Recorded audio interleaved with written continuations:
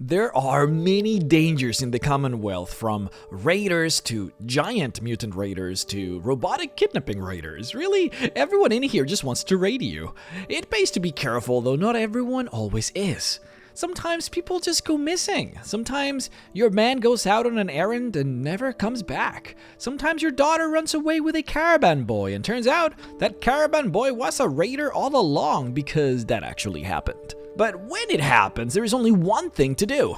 That's right, head on over to your favorite corner of Diamond City and lay your claim to the most famous detective this side of the Delaware River. Today, we're talking about Nick Valentine. Though before we get into that, let's talk a little bit about the synths and the Institute, because as you well already know, our subject today happens to be a robot man. The Institute is an organization that works in the shadows. Its goals to further pre-war science.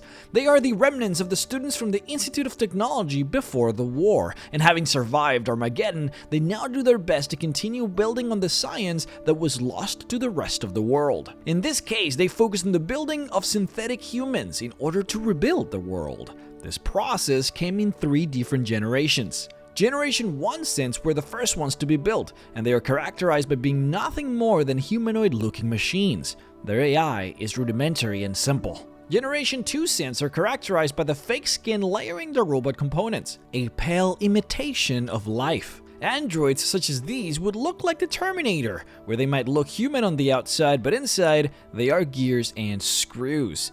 The skin is not perfect, the voice is not quite right, and the AI is still very much limited. These things prevent anyone from really mistaking them for actual humans. Now, Generation 3 synths, however, are literally humans for all intents and purposes. They are grown instead of built, using bones, tissues, muscles, organs, and brains.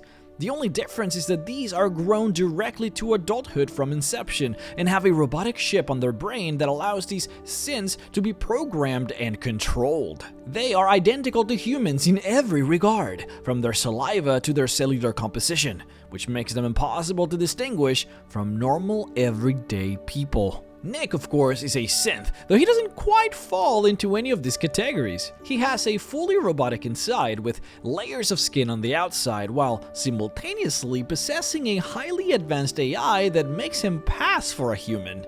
These are traits shared by both Generation 2 synths and Generation 3 synths, which lets us know that he is the bridge between the two, an experimental design probably meant as a prototype of the Generation 3s.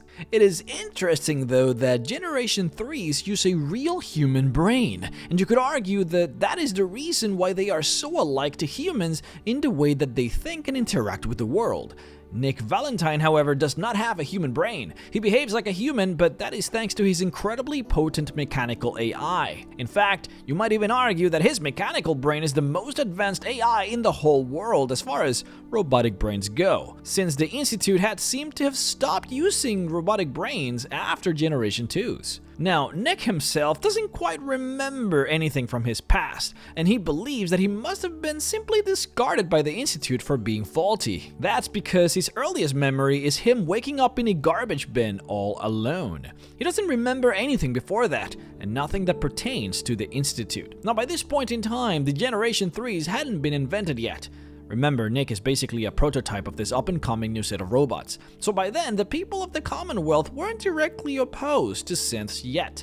They simply were wary of them and saw them as a curiosity. Because of this, it allowed Nick to make friends. He traveled the land, helping those he could, and those travels eventually led him to stumble upon the random group of raiders, a group of raiders that had abducted the daughter of the mayor of Diamond City, and he found them purely by chance.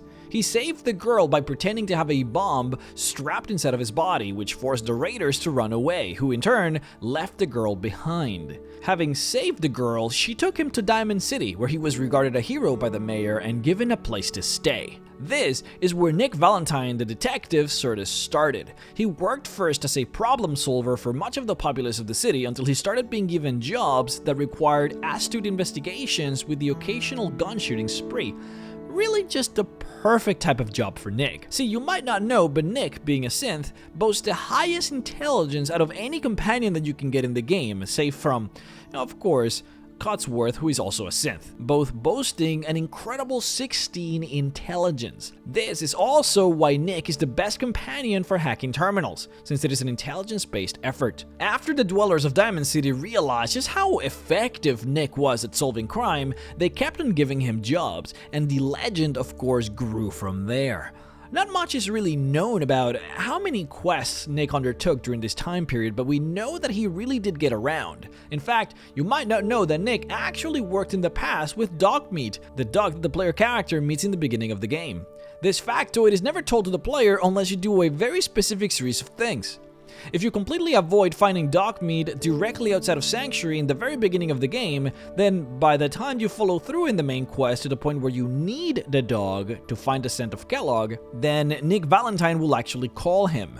Nick will say that he has done work with the dog and that he can most certainly help with the task. He will whistle and Dogmeat will show up, clearly indicating that they're both friends, which goes to show possibly why Dogmeat happens to be such a great sniffer of valuables and hidden secrets. A particularly great quality if you needed a dog as a detective in order to find clues. Not just that, but it is implied that it was actually Nick Valentine who gave Dogmeat his name. See, normally when you play the game the intended way, Mama Murphy is supposed to tell you through her visions that the dog's real name is Dogmeat. But if you never do that, if you never talk to Mama Murphy, then the only other way to figure it out is by Nick Valentine telling you during the quest reunions.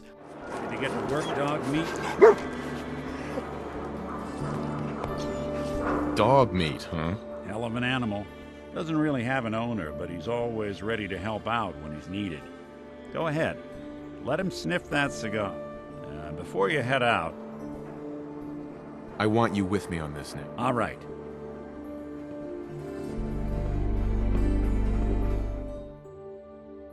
On the topic of all of the crazy shenanigans that Nick Valentine did before the game actually starts, one definitely sticks out. You might not know that inside of his office, below his bed, lays hidden the greatest mystery that Nick hasn't been able to solve. It seems that Mr. Valentine has been trying to apprehend the very mysterious stranger, the guy that shows up with the perk Mysterious Stranger. When you have this perk, a mysterious stranger comes out of nowhere and shoots at your enemies with an incredibly powerful shot, and then disappears. According to the notes that Nick has on this guy, this stranger is a terrible mass murderer, saying, and I quote, "All anyone knows is his MO, appearing suddenly, killing without remorse, disappearing without a word. The stranger has no known accomplices, no clear method for selecting his targets, no calling cards left behind." It is interesting that if you do have this perk and the stranger appears while having Nick on the party, he will actually comment on it, saying how frustrating it is that whenever he gets a glimpse of this strange man, he just disappears without a trace. I am sure that one day Nick will catch him though, let's just hope. Now, Nick's personality is not actually his. See, this is the time when we start hitting some of the more sour notes of this tale. Part of the quest line for Nick Valentine deals with the notion that he has actual memories from before the war. See, when I said before that he didn't remember anything from before he woke up in a pile of garbage, I meant that he didn't remember anything about why he is a robot or anything about why he ended up there, or really anything about the Institute. But he had memories of his life before the Great War, about his life as a detective named Nick Valentine working in Boston. See, the character that you see before you is a synth. He's a robot that was manufactured and made, and memories of a real person were put in order to simulate a personality. Synth Nick knows really well that he is a synth, and he knows really well that his personality does not belong to him, but instead it actually belongs to a real person from the pre-war times. Synth Nick has real sentience, so of course he's highly conflicted that the person he believes he is not, and everything that belongs to him doesn't really, and instead belongs to somebody else. His memories of his family, his old girlfriends, his old friends. Synth Nick believes that nothing that he once held dear is actually his, which destroys him emotionally. Now, the real Nick Valentine from before the war was working on a major case in order to bring down a famous mob boss, Edward Winter.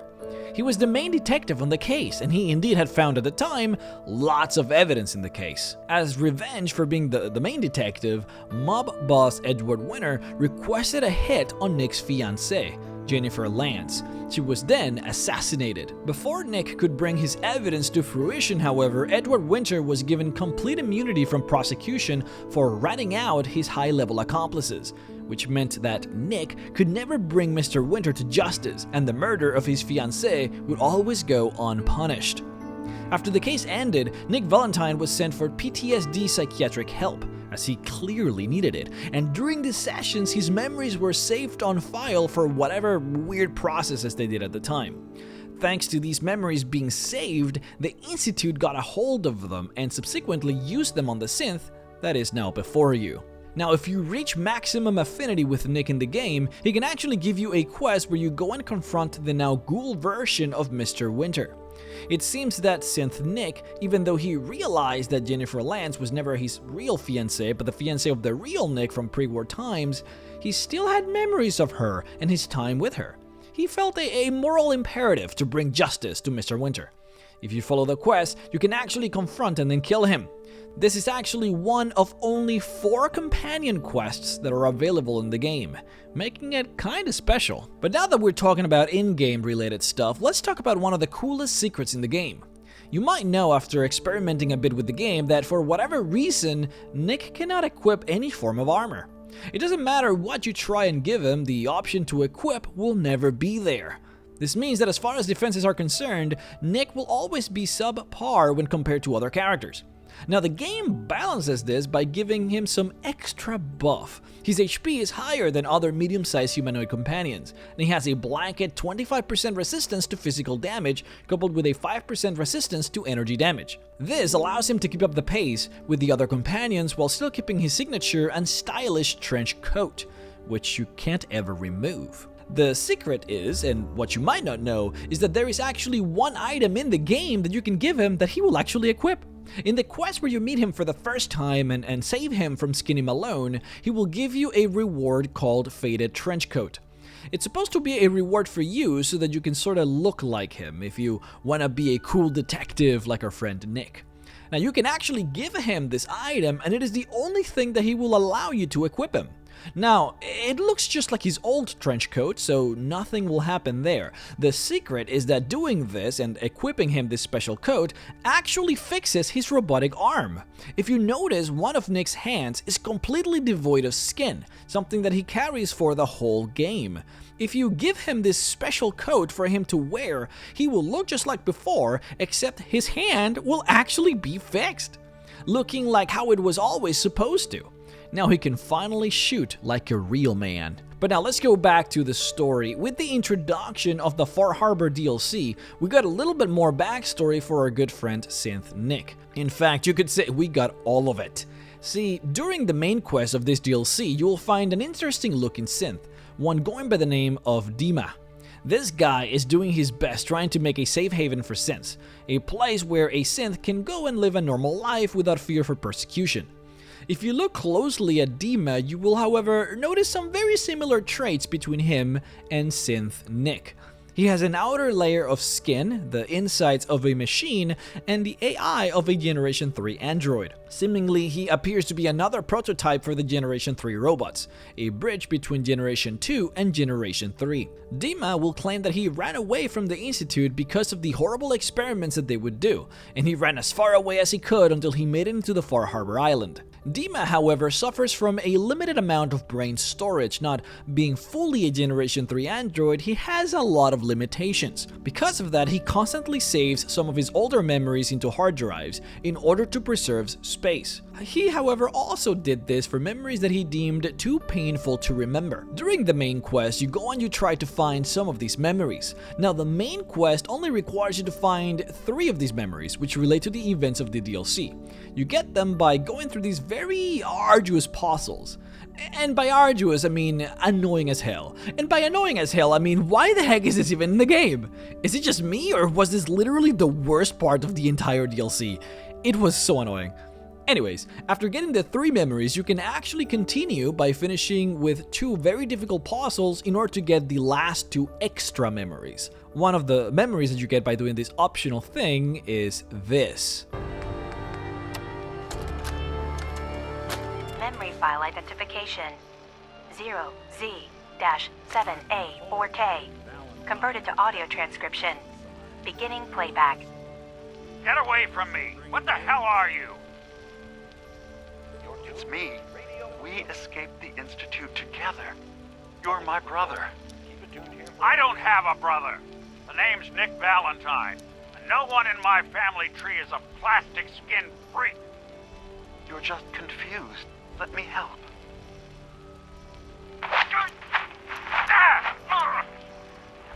Stay away from me! I don't want to hurt you!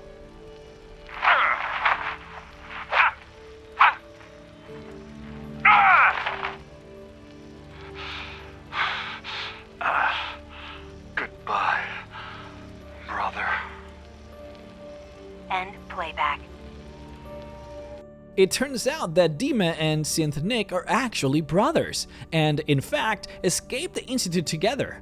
See, what they give you here in the recording is a little vague, and to find all of the info, you kinda have to go a little bit deeper. So you might not know that both Dima and Nick were created together as part of an experiment on robotic sentience. They wanted to create a generation of robots that could think for themselves and have personalities, and for that they created these two. Dima was supposed to be a robot that would simply learn from experiences, kinda like a human does. He would get a clean hard drive with nothing on it, and through his daily occurrences he would learn, adapt, and evolve. The experiment was basically having a learning AI and never erase its memory to see if eventually it would behave like a person does. Synth Nick was a little different. His experiment was that they would attach the memories of other people into his hard drive and see if the personality of his android brain would adapt to that of the memory.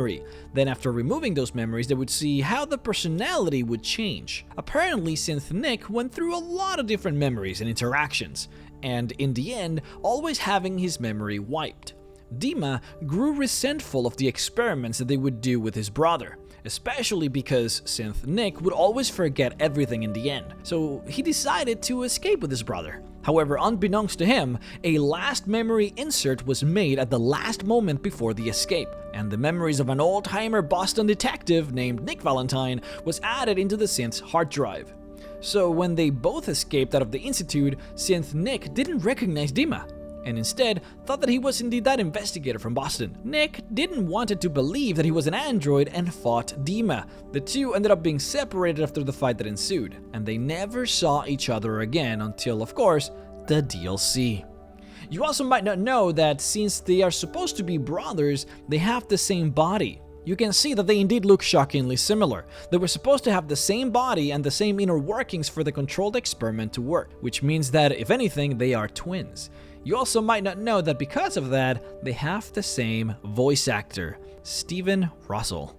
Hey guys, thank you so much for watching. I would like to give special thanks to my Patreon supporters Anthony Dial, Wyatt Curlin, Nephilim Drake, Toby Oliver, Dylan Baker, and Casey Butler for supporting me on Patreon at the $25 level. If you would like to support me as well, then please head on over to patreon.com/MrRhexx. It is highly appreciated. Now, for the month of September, we're going to be going heavy on Fallout. We're actually making this a Fallout month. So we're going to be uploading a ton of videos, tons of lore, and tons of commentaries in preparation for Fallout 76. So make sure to click that subscribe button and make sure to click that bell button to be notified whenever I release a video, because there will be a lot of them. Thank you all so much for watching and have a great week.